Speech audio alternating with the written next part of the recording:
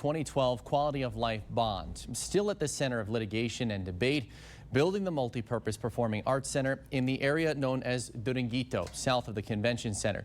For a third straight year, ABC-7 conducted a scientific poll gauging what you think.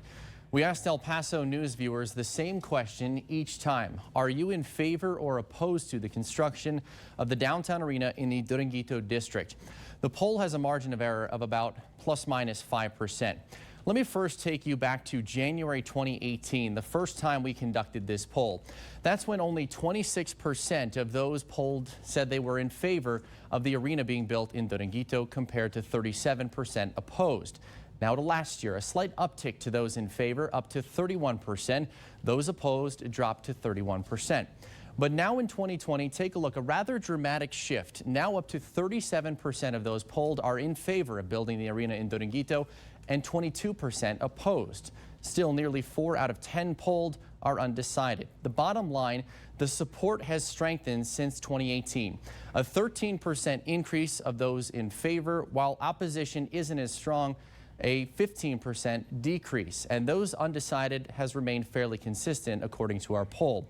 One other constant, the two sides going head to head on this debate couldn't be further apart. It's a story you'll see only on ABC-7. 2017.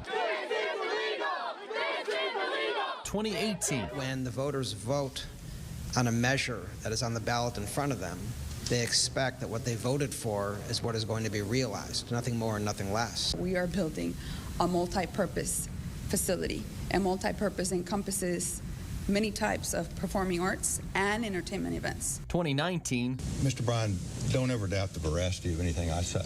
Don't, I will. And 2020. I think there's still enormous opposition. I think it's an affirmation of... Years have come and gone, but no substantial change to the landscape of Duranguito. An increase in support for the project in that location in recent years, according to scientific polls conducted by ABC-7.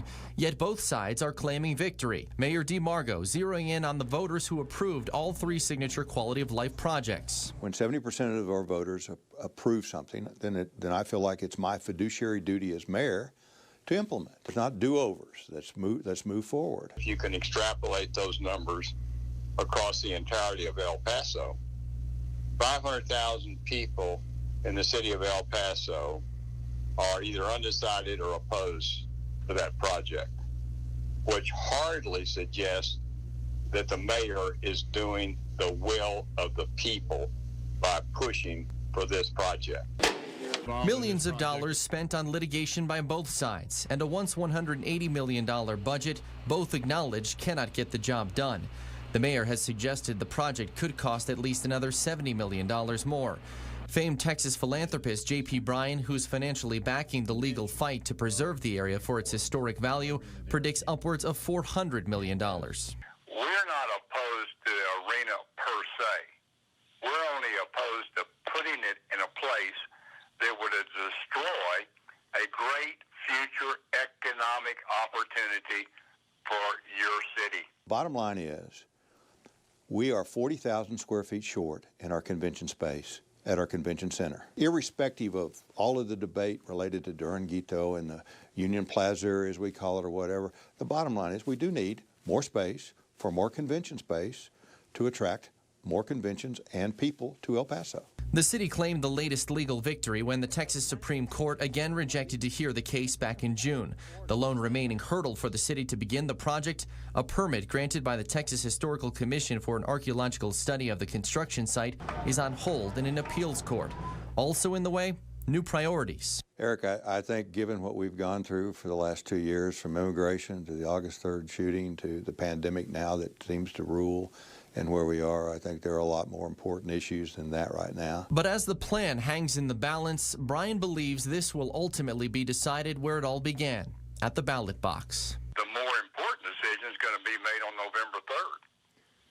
Do you think... Because you're going to elect some new councilmen, and you're also going to elect a new mayor.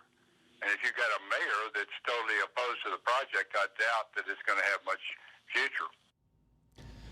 Now, whether it's your top issue or not, when you vote, the reality is what happens in Duranguito and when could depend on who's in office.